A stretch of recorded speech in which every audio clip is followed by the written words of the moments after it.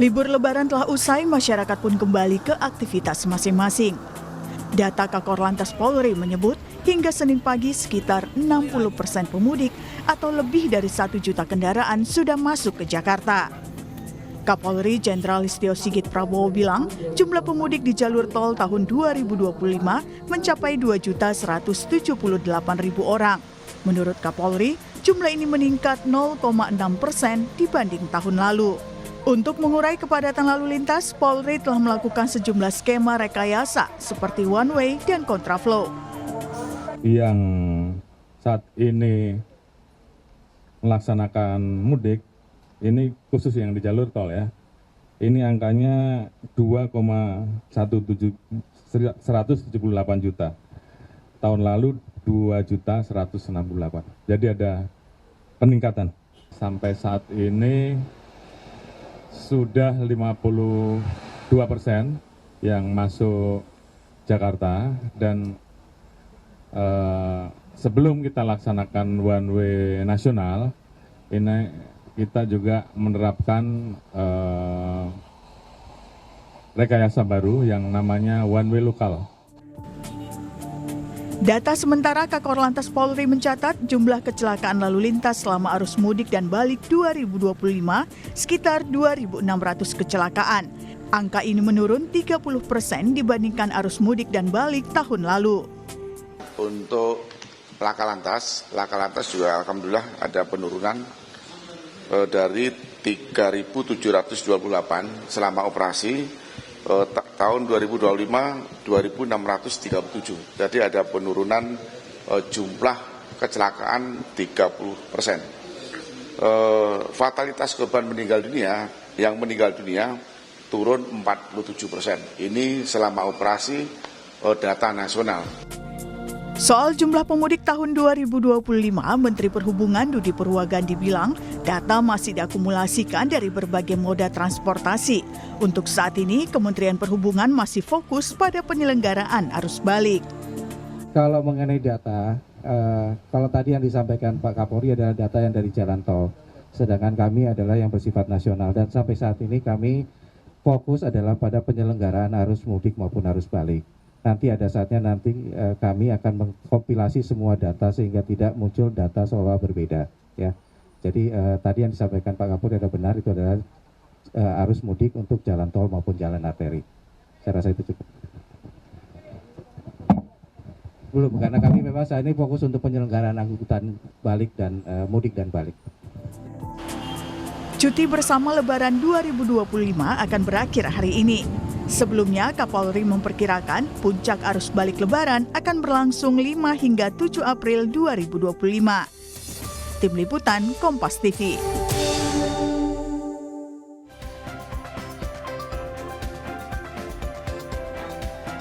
Saudara, libur Lebaran telah usai, masyarakat pun kembali ke aktivitas masing-masing. Data Korlantas Polri menyebut hingga Senin pagi, sekitar 60% pemudik atau sekitar 1.300.000 kendaraan sudah masuk ke Jakarta. Selain itu, angka kecelakaan di arus balik dan mudik tahun ini menurun hingga 30% dibanding tahun lalu. Untuk itu, saudara, kita bahas soal evaluasi arus mudik dan balik Lebaran 2025. Bersama narasumber saya, Kabak Ops Korlantas Polri, Kombes Aris Syahbudin. Selamat pagi, Pak Aris. Selamat pagi, Mas Mario. Terima kasih Pak sudah bergabung di Dialog Sapa Indonesia pagi hari ini. Sebelum saya masuk ke pertanyaan kepada Bapak, saya dari Kompas TV ingin mengapresiasi proses arus mudik dan arus balik tahun 2025 ini yang terbilang lancar. Terima kasih untuk Polri dan juga stakeholder terkait yang telah menyukseskan ini, Pak. Ya, terima kasih Mas Mario. Minimal kita bisa memberikan pelayanan yang lebih baik kepada masyarakat. Siap. Oke, Pak, saya ke pertanyaan pertama terkait dengan evaluasi ini. Pak, kalau sebelum evaluasi, kita ingin tahu apakah pada hari ini, tanggal 7 April, sudah menjadi puncak arus balik atau diprediksi Polri masih ada tanggal 8 ataupun tanggal 9? Baik, kemarin Polri beserta seluruh stakeholder terkait dipimpin oleh Pak Kapolri melakukan kegiatan flag off one way nasional yang dimulai dari kilometer 414 Kali Kangkung sampai dengan kilometer 70 di Cikatama dan yang dilanjutkan dengan kegiatan kontraflow dari kilometer 70 sampai dengan kilometer 36. Data yang kami dapat dari pengelola tol bahwa kemarin sesi 1 saja dari mulai pukul 06.00 sampai dengan 14.00 di hari sebelumnya itu hanya mencapai 55.000 kendaraan yang masuk.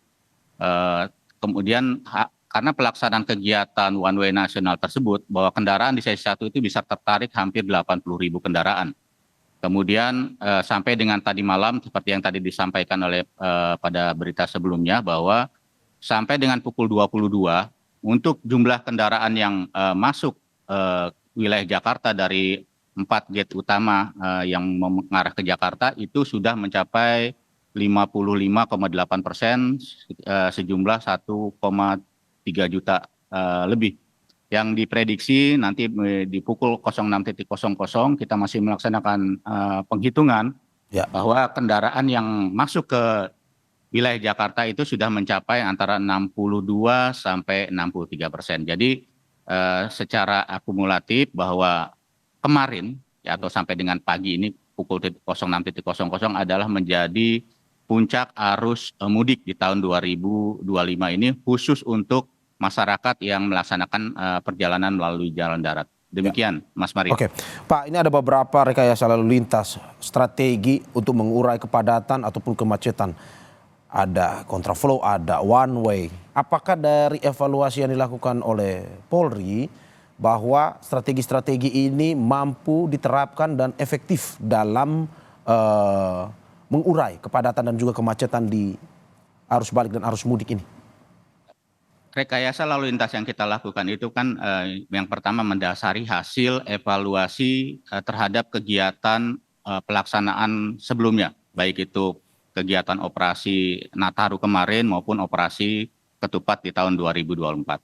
Kemudian kita juga mengelaborasi dengan penambahan infrastruktur yang ada, baik itu penambahan lajur, penambahan jalur tol fungsional, penambahan gate dan lain-lain. Setelah itu kita melaksanakan simulasi-simulasi. Hasil simulasi dan prediksi kita beserta stakeholder terkait, kita sudah mencoba memproyeksikan berkaitan dengan bangkitan arus lalu lintas di tanggal-tanggal yang akan dilintasi oleh masyarakat, baik arus mudik maupun balik. Nah, terjadinya ketidakseimbangan antara pergerakan masyarakat dari dan menuju Jakarta inilah yang kita laksanakan rekayasa untuk memaksimalkan kapasitas ruas jalan itu sendiri, sehingga level of service jalan itu semakin besar dan daya tampungnya kepada arus kendaraan itu juga semakin memadai. Nah, ini yang kita lakukan. Pada saat arus balik, bahwa pergerakan masyarakat itu lebih besar dari arah timur, ya, dari arah Semarang kemudian menuju Jakarta, termasuk dari Bandung. Makanya kita menambah jumlah kapasitas ruas jalan yang kita siapkan untuk menampung ini. Nah, ini yang kita lakukan melalui rekayasa baik itu one way dan kontraflow, termasuk kita juga mengantisipasi bangkitan arus lalu lintas yang timbul akibat pemberlakuan rekayasa tersebut. Dan ini kita sudah hitung, memang ada resiko peningkatan arus lalu lintas di beberapa penggal jalan, dan itu kita coba untuk memaksimalkan, menguraikan untuk kepentingan yang lebih besar dan masyarakat yang melintas juga yang lebih banyak. Demikian, Mas. Oke, termasuk dengan one way lokal yang baru tahun ini diterapkan ya, dinilai efektif begitu ya Pak ya? Iya, karena biasanya one way itu langsung dilaksanakan dari katakanlah Cikampek sampai dengan Kali Kangkung Ya. saat mudik, tapi kita mencoba untuk mengurai. Ada satu hal yang kita evaluasi juga, bahwa banyak masyarakat yang menginginkan perjalanan itu dilakukan pada saat kepolisian atau stakeholder melaksanakan kegiatan one way. Ini salah satu yang menjadi hal menarik pada saat kita melakukan informasi tersebut. Makanya kita sudah melaksanakan one way lokal itu dimulai tanggal 3 dari Penggalan dari Palimanan 188 sampai dengan 70, dan kita perpanjang sampai dengan kemarin puncaknya kita melaksanakan kegiatan one way nasional. Demikian, Mas Mario. Termasuk tadi Bapak juga menyebutkan tol fungsional. Ini efektif juga kan Pak mengurai kemacetan itu? Ya, memang tadi kita sampaikan bahwa kita melaksanakan manajemen rekayasa itu salah satunya adalah menghitung penambahan infrastruktur yang ada, termasuk tol fungsional. Ada beberapa ruas tol fungsional yang saya highlight. Yang pertama itu ruas tol di Jogja Solo, yaitu seksi Prambanan Taman Martani. Itu kita jadikan sebagai alternatif untuk apabila terjadi kepadatan di jalur arteri Prambanan ke Jogja, Klaten. Nah, itu kita gunakan dan itu cukup sangat membantu. Dan yang paling memang membantu sekali adalah pada arus balik tahun ini adalah dioperasionalkannya tol fungsional Japek 2 Selatan dari Sadang kilometer 76 sampai dengan Bojongmangu itu di daerah Delta Sari, Bekasi, Kabupaten Bekasi sejauh 30,6 kilo. Dan itu tadi malam kita lakukan beberapa kali pengalihan arus lalu lintas ke sana, terutama yang dari arah Bandung atau Cipularang untuk mengurangi kepadatan di tol Jakarta Cikampek yang mulai kemarin sore itu cukup padat. Kemudian ditambah adanya hujan hingga menurunkan kecepatan atau terjadinya perlambatan di ruas tol Jakarta Cikampek, dan kita berlakukan pengalihan beberapa kali ke ruas tol fungsional tersebut. Demikian. Oke Pak, kalau kita melihat bahwa ada di satu sisi dari pemerintah sendiri berhasil melakukan arus mudik dan arus balik ini di tahun 2025. Tetapi di sisi lain tentu saja ada pastinya catatan-catatan kecil dari Polri dan juga pihak terkait atau stakeholder terkait dengan mungkin saja ada fasilitas-fasilitas penunjang, fasilitas pendukung yang masih mendapatkan catatan minim di tengah arus mudik dan juga arus balik ini. Apa saja catatannya mungkin saja tahun ini dan di tahun depan ataupun di mudik berikutnya bisa dioptimalkan kembali? Baik, yang pertama seperti rest area menjadi permasalahan klasik, ditambah pelayanan, jumlah pelayanan berapa banyak pun memang akan menjadi salah satu hambatan yang ada. Karena masyarakat banyak menggunakan pada masa bersamaan. Nah, ini memang perlu kita pikirkan kembali bagaimana kita mengajak peran serta pemerintah daerah untuk juga mampu memberikan layanan rest area di luar jalur tol. Kita sudah menginformasikan kepada masyarakat bahwa apabila Anda keluar tol terdekat, kemudian masuk lagi, itu tidak akan menambah jumlah tarif yang Anda bayarkan. Itu tujuannya untuk, tapi sosialisasi ini saya rasa perlu, salah satu yang menjadi catatan kita. Yang kedua dari sisi masyarakatnya ini, Mas Mario, pada saat arus balik, bahwa makin banyak kendaraan yang rusak. Jadi itu yang pertama. Jadi banyak sekali hambatan kita pada saat melaksanakan rekayasa itu terhambat karena terjadinya kendaraan yang rusak. Mungkin kendaraannya juga perlu dilakukan servis dulu sebelum balik, tidak hanya pada saat mudik, dan ini banyak terjadi menjadi hambatan. Yang kedua, itu terjadi kelelahan pada saat memasuki jalur Cikampek hingga masyarakat memaksakan diri berhenti di bahu jalan. Nah, ini yang memang kita sayangkan, agak dilematis kita menghimbau mereka untuk tidak berhenti di bahu jalan karena ini cukup berbahaya dan juga menghambat arus lalu lintas. Nah, yang ketiga, pada saat arus balik ini catatan kami makin banyak masyarakat yang kehabisan dana di kartu tolnya mereka. Ya, tol gate Cikatama itu menjadi salah satu yang menjadi hambatan adalah terjadinya kehabisan uang untuk membayar dana tol. Ini yang catatan-catatan yang saya rasa harus kita perbaiki lagi ke depan. Oke Pak, kalau terkait dengan jumlah, misalkan sampai saat ini pihak Polri masih terus menghitung terkait dengan jumlah pemudik dan arus balik. Tetapi hingga data mutakhir terkini hingga tanggal 7 April ataupun 6 April kemarin, bagaimana melihat data pemudik maupun mereka yang arus balik juga? Apakah memang jika dibandingkan dengan tahun lalu itu mengalami penurunan atau gimana? Kalau data yang melintasi ruas jalur jalan dibanding tahun lalu itu malah terjadi peningkatan. Ya. Jadi tidak hanya di tahun ini dengan beberapa perbaikan yang kita lakukan, tiap harinya itu itu terbagi. Jadi tidak terjadi puncak yang demikian tinggi karena kita mulai tanggal 3 itu kita sudah melaksanakan kegiatan one way dan ini cukup menarik masyarakat. Gitu ya, hingga ada beberapa strategi yang lain yang harusnya kita laksanakan tidak jadi kita laksanakan karena memang puncaknya walaupun tinggi di tiap hari, namun tidak terjadi puncak yang demikian tinggi untuk di hari-hari tertentu. Demikian. Oke, Pak, ini kecelakaan menjadi salah satu yang menarik nih Pak untuk dibahas. Bagaimana di tahun ini mengalami penurunan? Apa sebenarnya strategi Polri dalam arti bahwa untuk mengurangi, meminimalisir kecelakaan yang terjadi berbeda dengan tahun lalu, di tahun ini semakin menurun? Baik, yang pertama memang kita juga agak sedikit appreciate bahwa angka kecelakaan turun begitu tinggi. Namun yang kita perlu catat adalah 95% kecelakaan itu terjadi di arteri. Kemudian kendaraan roda 2 juga 94% itu melibatkan kendaraan roda 2. Jadi ini yang perlu kita antisipasi hingga kita menempatkan pos pengamanan, pos pelayanan itu banyak di jalur arteri. Khususnya karena yang terjadi untuk roda 2 itu adalah terjadinya kecelakaan itu karena yang pertama kelelahan, yang kedua adalah mixed traffic yang berada di jalur arteri, dan ini kita bisa tekan hingga ini yang banyak menyumbang untuk menurunkan angka kecelakaan, walaupun roda 2 tetap menjadi penyumbang penyebab kecelakaan tertinggi. Itu yang perlu kita antisipasi hingga bisa menurunkan.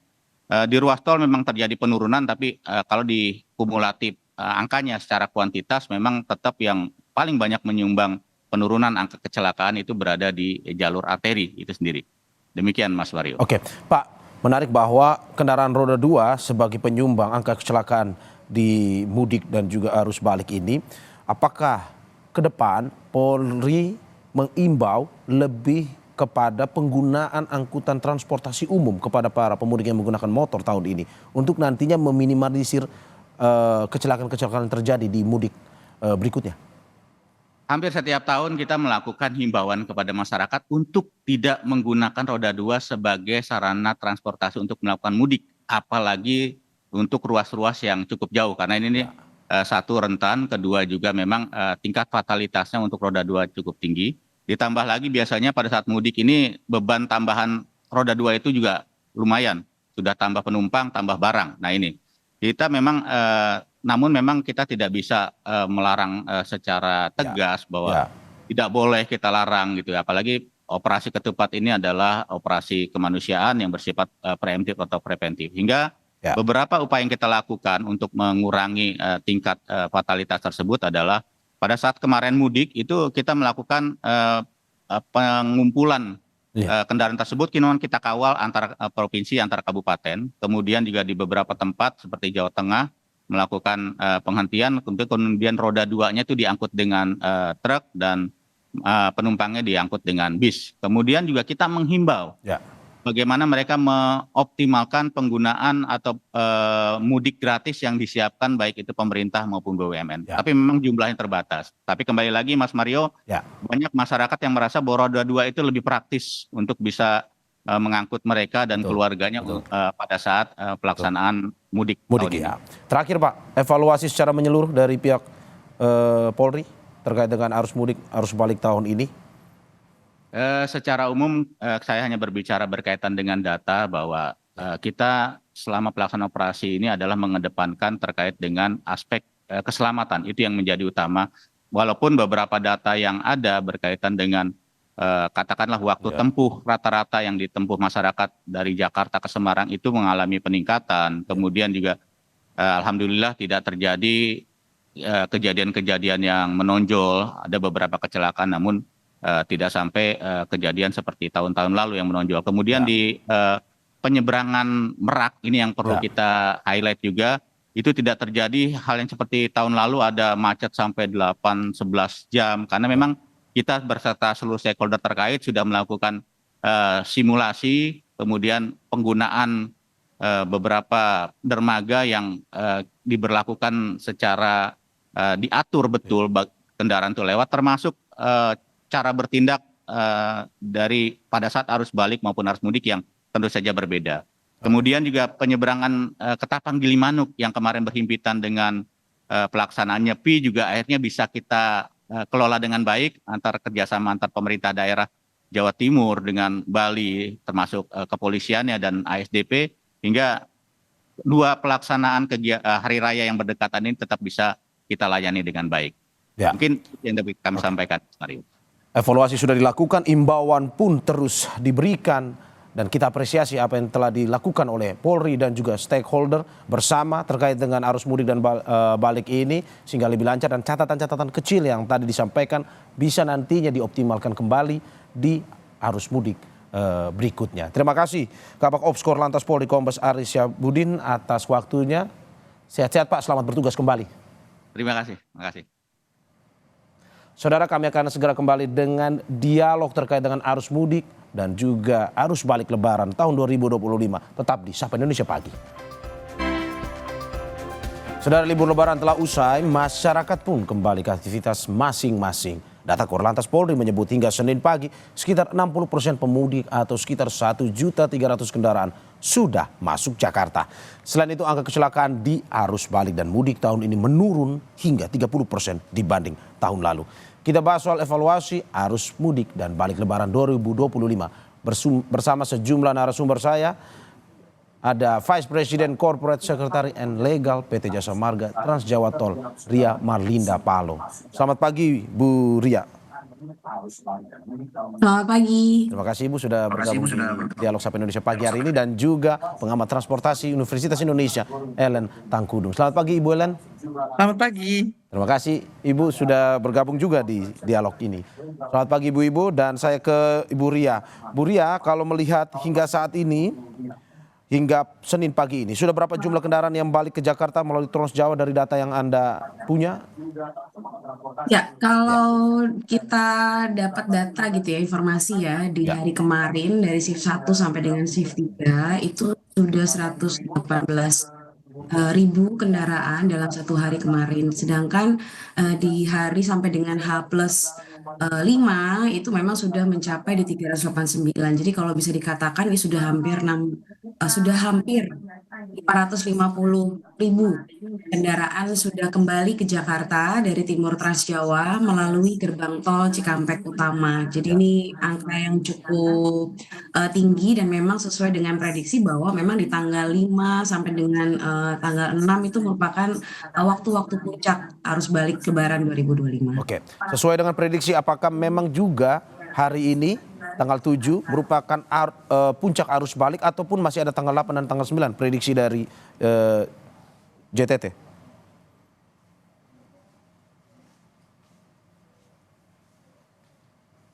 Ibu Ria, maaf mungkin audionya belum koneksi. Ya. Jadi oke. Boleh diulang. betul. Jadi memang di tanggal 5 sampai dengan tanggal 6 itu memang sesuai dengan prediksi sebagai tanggal-tanggal yang menunjukkan angka tinggi atau angka puncak arus balik Lebaran 2025, dan itu terjadi memang di tanggal 5 dan tanggal 6 kemarin sampai dengan 6 dini hari ya. Jadi untuk di tanggal 8 sampai dengan tanggal 10 itu mungkin karena sudah selesai liburnya dan juga hari kerja juga sudah beberapa yang mulai gitu ya. Jadi memang angkanya tidak setinggi nantinya di tanggal 5 dan 6 sesuai dengan prediksi kami. Oke. Dari Jasa Marga Trans Jawa Tol sendiri melihat terkait dengan evaluasi selama arus mudik dan balik ini, apa yang menjadi catatan dari JTT? Ya, kalau di kami catatannya luar biasa ya. Jadi memang benar bahwa melakukan proses arus balik, arus mudik ini perlu banyak sekali instansi yang bergerak bersama. Dan kami dari Jasa Marga Trans Jawa Tol sebagai Jasa Marga Group sangat mengapresiasi seluruh kerjasama yang sudah dilakukan dalam waktu H+10 gitu ya, sampai nanti kita masih berlanjut lagi H-10 sampai dengan H+10. Jadi kepolisian gitu ya, dari ke perhubungan dan juga dari Jasa Marga Group, semuanya mitra kami juga di seluruh Trans Jawa Tol, itu juga luar biasa. Dan itu menjadi catatan buat kami, dan kami terus melakukan evaluasi atas segala yang dilakukan dalam hal melayani operasional. Karena kemarin memang jika diperhatikan gitu ya, dalam rangka arus mudik, arus balik, itu banyak sekali rekayasa lalu lintas yang dilakukan sepanjang ruas Trans Jawa Tol. Oke, saya ke Bu Ellen. Bu Ellen, melihat evaluasi dari arus mudik dan balik tahun 2025, dinilai lancar, sukses dilakukan. Menurut Anda seperti itu? Ya, kita harus mengakui ya bahwa dan mengapresiasi bahwa penyelenggaraan arus mudik dan balik ini cukup baik, Ya. dan saya paling menyoroti soal keselamatan. Ya. Jadi itu yang utama. Memang lancar, nyaman. Kalau keselamatan kurang, itu tentu saja tidak boleh seperti Ya. itu. Dan kalau dari data yang katanya turun sampai 30%, nah itu sangat-sangat baik. Ya. Mudah-mudahan itu bisa juga berlanjut seterusnya, ya, Ya. bukan hanya di arus mudik dan arus balik. Tapi yang masih menjadi prihatin adalah bahwa 90% kecelakaan itu melibatkan sepeda motor, Ya. dan itu pasti ada di luar jalan tol, sehingga perhatian. Kalau secara umum sukses, tapi mungkin secara detail harus lebih diperhatikan. Ya. Artinya secara detail artinya tidak hanya di jalan tol, tapi jalan arteri dan juga di rest area dan tempat-tempat perhentian di jalan arteri juga harus diberikan secara khusus untuk sepeda motor ini. Ya. Itu yang harus sangat diperhatikan. Oke, kalau di dalam tol sendiri Bu, apakah Anda melihat bahwa rekayasa lalu lintas yang diterapkan, misalnya one way nasional dan juga one way lokal, efektif tahun ini, berjalan lancar? Ya, kalau kita lihat kan ini bukan pertama kali. Ya. Ini sudah berkali-kali ya dilakukan, dan setiap tahun stakeholder sudah bersama-sama melakukan analisa dan evaluasi dari hasil sebelumnya. Kemudian itulah yang digunakan untuk membuat simulasi-simulasi yang tahun ini. Ya, dengan demikian sudah dapat dipelajari waktu-waktu yang paling krusial, dan juga waktu-waktu tempat-tempat atau lokasi-lokasi mana yang harus dilihat lebih detail. Ya. Dan menurut saya rekayasa lalu lintas itu sudah cukup baik, sehingga apa yang terjadi adalah kelancaran. Kalau di jalan tol, oke, itu lancar. Tapi memang sekali lagi saya harus sampaikan bahwa di luar jalan tol, di beberapa jalan arteri, bukan saja Trans Jawa ya, tapi juga di Sumatera atau jalan arteri Sukabumi, Nagrek, Pantura, itu masih terjadi kemacetan. Dan itu yang harus juga diberikan effort yang luar biasa kepada di jalan-jalan arteri itu. Seperti yang sudah effort yang diberikan secara luar biasa oleh Jasa Marga dan juga mitra-mitra yang lainnya di jalan tol. Oke, saya ke Bu Ria. Bu Ria, bagaimana melihat bahwa ini terkait dengan strategi penerapan rekayasa lalu lintas tersebut? Apakah dari evaluasi yang terjadi bahwa arus mudik dan juga arus balik Lebaran tahun ini sesuai dengan prediksi dari PT JTT sendiri atau bagaimana? Dalam arti bahwa ini dilakukan penerapan strategi ini di tempat atau kilometer yang memang padat sesuai dengan prediksi dari JTT, ataukah mungkin meleset dari prediksi, misalkan ada di kilometer berapa yang tidak sesuai dengan prediksi tetapi terjadi penumpukan atau kepadatan pada tahun ini? Ya, untuk arus balik mudik memang betul dari Bu Ellen gitu ya, ini memang sudah dilakukan dari tahun lalu gitu ya, 2 tahun lalu sudah melakukan rekayasa lalu lintas di titik-titik kepadatan. Jadi dan itu merupakan hasil evaluasi kami bersama gitu ya, dengan kepolisian terutama, karena sudah mengerti gitu ya karakteristik pengguna jalan dan juga karakteristik jalan tol di seluruh. Saya untuk ruas Jakarta Cikampek gitu selalu dilakukan kontraflow 1 lajur 2 lajur dari kilometer 70 sampai dengan kilometer 47, bahkan diperpanjang sampai dengan kilometer 36. Itu merupakan titik-titik kepadatan yang ada di jalan tol Jakarta Cikampek. Untuk one way dilakukan dari kilometer untuk arus mudik ya, dari kilometer 70 ke kilometer 414 gerbang tol Kalikangkung. Ini merupakan 2 barier favorit pengguna jalan gitu selama arus mudik, dan sebaliknya di arus balik pun, dan bahkan di area Semarang ABC juga sering dilakukan one way lokal. Ini untuk mendukung pengguna jalan untuk begitu mendapatkan one way nasional gitu ya, itu akan didukung dengan menarik pengguna jalan untuk dapat lancar masuk ke dalam gerbang tol Kalikangkung. Jadi berbagai evaluasi sudah dilakukan Mas Mario, dan ini juga merupakan selain kita melakukan rekayasa lalu lintas bersama dengan kepolisian, sebenarnya yang paling utama adalah bagaimana cara kami untuk menyampaikan informasi ini kepada seluruh pengguna jalan. Dan ini luar biasa juga kami mengapresiasi media yang sudah 24 jam juga memberikan informasi tersebut, bahkan ada yang sudah menginap sama di gerbang tol Cikampek Utama gitu ya, di gerbang tol Kali Kangkung. Ini luar biasa. Jadi membantu kami dalam melakukan rekayasa dan memberikan informasi kepada pengguna jalan. Oke, apakah ini juga termasuk dengan bagian dari kelancaran yang disebabkan diskon tarif tol yang terus diberikan oleh PT JTT atau seperti apa? Ya, betul. Jadi memang stimulus itu juga berpengaruh terhadap pengguna jalan. Jadi dari awal sejak mudik gitu ya, kita sudah lakukan juga potongan tarif tol dan dibalik pun. Nah, kalau di mudik karena periodenya cukup panjang, ini Ya. cukup dinikmati, cukup membantu. Dan sama juga dengan balik ya, bahkan kami masih menerapkan potongan tarif tol yang akan berlaku di tanggal 8 April, jadi besok jam 5 pagi sampai dengan 10 April jam 5 pagi. Ini untuk memberikan stimulus bagi pengguna jalan ketika masih ingin berlama-lama di kampung halaman, namun ingin kembali dalam minggu ini gitu ya Mas Mario. Ya, oke. Saya ke Bu Ellen. Bu Ellen, bagaimana melihat bahwa secara keseluruhan dinilai lancar dan juga sukses arus mudik dan juga arus balik tahun ini. Tapi kalau Anda melihat evaluasinya seperti apa? Apakah karena mungkin saja ini libur yang panjang yang akhirnya membuat tidak adanya kepadatan di satu hari sehingga tidak terlihat kemacetan panjang ataupun juga kecelakaan bisa diminimalisir, atau sebenarnya bagaimana? Ya, pastilah ya, jarak waktu yang libur yang cukup panjang ini berpengaruh sehingga distribusi kendaraan di jalan raya itu bisa terbagi gitu ya di hari-hari, Ya. dan sosialisasi yang sudah diberikan tentang waktu cuti dan juga ada WFA itu sudah sampai ke masyarakat sehingga mereka menggunakan waktu liburan ini. Walaupun kalau saya menilai dari sisi lain ini terlalu panjang. Jadinya memang menguntungkan dari sisi distribusi kendaraan, tetapi ada beberapa penyampaian-penyampaian dari teman-teman saya bahwa ini terlalu panjang, sehingga hal yang perlu juga diperhatikan adalah soal logistik.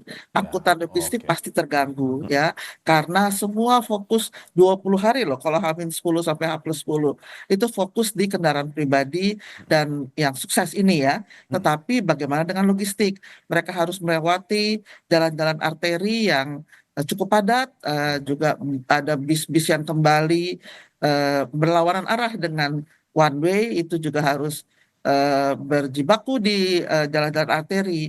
Itu juga banyak yang mengeluhkan soal itu, dan itu perlu dipikirkan juga. Jadi secara holistik pemerintah harusnya melihat itu ya, bahwa ada angkutan-angkutan logistik juga yang harus ditolong Ya. dengan masa mudik ini. Ya, angkutan logistik yang diatur lebih cepat ya, sehingga kendaraan arus lalu lintas untuk kendaraan pribadi, kendaraan umum ini bisa melintas lebih dahulu ya Bu ya?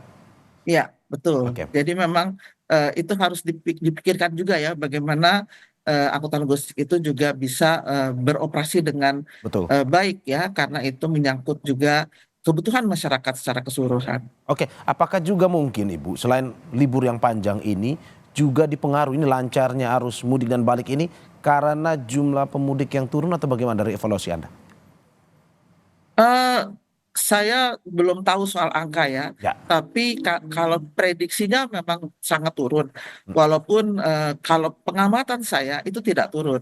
Ya, tidak turun artinya prediksi yang lalu dengan prediksi yang sekarang kok bedanya jauh sekali gitu ya. Itu, nah, tapi itu prediksi. Tapi kenyataannya walaupun turun mungkin tidak signifikan untuk dikatakan bahwa itu jadi lancar karena komoditinya turun ya, karena memang ada dua perjalanan. Satu untuk lebaran mudik itu benar-benar dilakukan oleh Ya. urbanis ya, mereka memang tempat tinggal dan orang tua atau keluarganya ada di desa atau ada di kabupaten, ada di luar kota, sehingga mereka mau nggak mau harus pulang. Tetapi ini juga waktu-waktu ini juga dimanfaatkan oleh mereka liburan, yang benar-benar ke kampung cuma lewat aja, tapi benar-benar ke tempat-tempat liburan. Nah, liburan inilah yang dimanfaatkan dengan waktu yang panjang ini, sehingga terjadi peningkatan juga menurut saya, walaupun dikatakan ekonomi kita tidak terlalu baik-baik saja, tetapi kenyataannya tempat-tempat liburan ya walaupun tidak membludak, Ya, tetapi masih ramai. masih ramai Ya, gitu. oke. Berarti Anda mau bilang bahwa penerapan strategi yang dilakukan oleh pemerintah pada tahun ini efektif untuk mengurai kepadatan dan juga lancar nih Bu ya? Ya, dari sisi lalu lintas ya. Ya. Dari sisi jalan tol pasti Ya. saya harus apresiasi bahwa ini sudah dilakukan dengan sangat baik, Ya. dengan koordinasi yang sangat baik dan terdistribusi dengan baik lalu lintasnya dengan rekayasa-rekayasa yang sudah dilakukan sangat cermat, artinya bukan saja dengan manual, tetapi juga di latar belakangi dengan simulasi-simulasi yang sudah dilakukan dengan teknologi informasi yang cukup baik. Oke, saya ke Buria. Buria, bagaimana melihat tadi Korlantas Polri mengatakan ada beberapa catatan. Misalkan di dalam jalan tol itu ada fasilitas penunjang seperti rest area yang masih sampai saat ini ada masukan-masukan dari warga, kritis dari warga terkait dengan rest area tersebut. Bagaimana Anda melihat ini catatan-catatan kecil? Apakah memang masih menjadi catatan dari masyarakat atau apa saja selain fasilitas penunjang, selain rest area tersebut? Ya, betul. Jadi memang untuk rest area, untuk ruas Trans Jawa Group gitu ya, di Jasa Marga Trans Jawa Tol itu kami mempunyai 40 rest area yang tersebar untuk di Jasa Marga Group. Ya. Itu jadi satu fenomena ketika memang pengguna jalan memilih waktu-waktu favorit mereka tuh selalu di pagi hari gitu ya, atau di subuh gitu ya. Ya. Dari malam hari menjelang ke subuh, di mana itu waktu-waktu beristirahat sebenarnya. Jadi rest area sendiri itu sudah dimiliki banyak sekali tempat beristirahat. Bahkan untuk di periode arus mudik dan arus balik dari Jasa Marga Trans Jawa Tol itu di gerbang tol Ciperna itu kita sudah memanfaatkan kantor sebenarnya. Jadi kantor gerbang tol di Ciperna yang cukup menampung besar sekali kendaraan gitu ya, banyak kendaraan di dalam, dan itu dimanfaatkan kemarin oleh pengguna jalan. Dan beberapa tempat seperti di gerbang tol Kalikangkung juga biasanya ada pengguna jalan juga yang mampir gitu untuk beristirahat sejenak di situ. Jadi kami kemarin memang sudah berkoordinasi dengan pihak kepolisian dan juga berbagai stakeholder untuk memastikan beberapa gerbang tol yang dilalui dari pengguna jalan ketika memang rest area sudah penuh itu bisa dapat dimanfaatkan. Nah, yang kedua, kolaborasi kami tidak hanya di lajur jalan tol saja, tapi di dalam rest area. Di dalam rest area pun ketika pengguna jalan sudah cukup padat, kami pasti langsung memberikan informasi kepada seluruh pengguna jalan melalui aplikasi, melalui DMS yang tersebar di seluruh jalan tol Trans Jawa gitu ya, bahwa untuk dapat menggunakan rest area berikutnya. Dan yang pasti memang kemarin kami juga terbantu gitu ya, selain rekayasa di dalam rest area, kami juga terbantu dengan sebelum periode Lebaran ini dimulai, kita sudah memberikan informasi di mana saja rest area dan apa saja fasilitas yang terdapat di dalamnya, sehingga pengguna jalan memang sudah mulai paham gitu ya ketika melewati jalan tol Jakarta Cikampek, melewati Palimanan Kanci, melewati di Semarang ABC, itu mereka sudah paham mana saja rest area yang besar atau tipe A yang bisa mereka datangi untuk pengisian BBM gitu ya, atau sekedar untuk beristirahat di parkir rest area. Oke, bagaimana juga dengan ada evaluasi dari Korlantas Polri tadi, masih banyak kendaraan yang parkir di bahu jalan. Ini penanganannya akan seperti apa nanti? Ya, pasti kita akan lakukan evaluasi berlanjut gitu ya. Memang titik-titik lelah itu selalu ada gitu, dan di bahu jalan ini kami sudah melakukan kerjasama dengan kepolisian betul gitu, dari patroli yang berjalan, terus juga dari CCTV yang kami punya gitu. Jadi begitu di CCTV kami melihat ada penumpukan kendaraan dikarenakan di bahu jalan cukup banyak gitu ya, pengguna jalan yang berhenti, itu kami sudah berkolaborasi gitu ya, dan bahkan saya dengar dari kepolisian juga bekerja sama dengan Poluan juga ya untuk persuasif approach kepada pengguna jalan yang tertidur di bahu jalan. Jadi ini sungguh sangat efektif pada saat periode arus mudik dan arus balik kemarin. Termasuk mobil derek jalan tol kalau misalkan ada apa-apa tuh ya, Mbak Ria? Betul. Kalau derek jalan tol sendiri kita sudah dari awalnya gitu ya, untuk di Cikampek sendiri kita sudah standby sampai dengan 9 kendaraan gitu, dan ini bekerja sama dengan seluruh ruas yang ada di sekitar, dan juga di Trans Jawa itu bahkan tidak hanya derek ya Mas, jadi memang ada personil on call juga yang sampai dengan 500 personil yang tersebar di seluruh Trans Jawa, baik dari sisi preservasi, dari sisi operasional gitu ya, lalu lintas itu kita sudah siagakan selama periode kemarin. Sebelum saya ke Bu Ellen, saya juga ada sedikit dari Korlantas Polri bahwa memang mungkin ini kesalahan pribadi sebenarnya, tapi masih banyak potret masyarakat yang ketika mau masuk ke dalam gerbang tol selalu kurang dana pribadinya untuk bayar tol tersebut. Nah, ini ada solusi-solusi seperti ini untuk permasalahan-permasalahan kecil seperti ini? Ya, kalau dari Jasa Marga memang kami sudah secara Jasa Marga Group gitu ya, udah memberikan informasi bahkan berapa sih tarifnya gitu dari Semarang ke Jakarta gitu, bahkan untuk kita sudah hitungkan juga berapa sih kalau dapat potongan tarif gitu, nilainya juga kita sampaikan. Nah, di dalam gerbang tol atau di area gerbang tol memang sudah disiapkan layanan top up. Tapi memang betul beberapa pengguna jalan terutama di barier kami di Cikampek Utama, begitu tap in Kali Kangkung berhenti tap out di Cikampek Utama, mereka baru ingat saldonya kurang. Bahkan kemarin kami perhatikan saldo kurang itu di angka kalau dari Semarang sampai dengan Jakarta di 440 gitu ya. Mereka tuh saldonya 407.000 gitu. Jadi mungkin lupa pernah pakai atau bagaimana. Jadi memang betul pengguna jalan yang melakukan top up di gerbang. Namun kami dari Jasa Marga di aplikasi Travoy itu bahkan bisa mengisi langsung selain dapat informasi, kita juga bisa mengisi uang elektronik di dalamnya. Dan di rest area pun convenience store itu juga sudah bersedia untuk dilakukannya top up di situ. Jadi berbagai informasi platform channel gitu ya sudah kami sampaikan untuk pengisian top up ini. Dan yang pasti memang di gerbang tol selain alat kami siapkan, personil juga sudah kami siapkan. Seperti mobile reader ya, itu personil kami sudah berjalan bahkan kalau ketika ada antrian gerbang jemput bola gitu ya untuk mendatangi, untuk menanyakan apakah top up-nya apakah saldonya sudah sesuai apa belum, ataukah perlu di top up atau belum gitu. Mas. Saya ke Bu Ellen. Bu Ellen, kita bahas berangkat dari kecelakaan tersebut. Bagaimana Anda melihat bahwa di tahun ini pengguna kendaraan bermotor masih tinggi ataupun juga tidak hanya kendaraan roda 2 tetapi juga kendaraan pribadi masih tinggi. Menurut Anda penggunaan transportasi umum untuk mudik masih belum optimalkah atau gimana sebenarnya? Iya, kalau dikatakan belum optimal, sebenarnya sudah. Yang pertama, transportasi umum kereta itu massal dan itu sudah sangat diminati sehingga tiketnya pun habis ya kereta untuk Trans Jawa ya maksudnya. Nah, kemudian bis itu tidak overload, tetap pasti ada kapasitasnya ya karena mungkin sudah sebagian menggunakan kendaraan bis mudik gratis itu ya, mungkin sebagian. Tetapi di beberapa terminal itu tidak terjadi kepadatan luar biasa, sehingga kita bisa melihat bahwa kapasitasnya masih ada. Nah, kalau dikatakan masih banyak orang menggunakan kendaraan roda 2, alasannya sangat klasik sama seperti yang lalu, bahwa yang pertama mereka sudah punya sepeda motor ya. Kalau mereka urbanis, mereka seperti tidak mungkin meninggalkan sepeda motornya di rumah kontrakan misalnya ya, sehingga takut hilang, takut ada banjir atau kebakaran dan sebagainya. Itu yang pertama. Jadi pasti mereka bawa.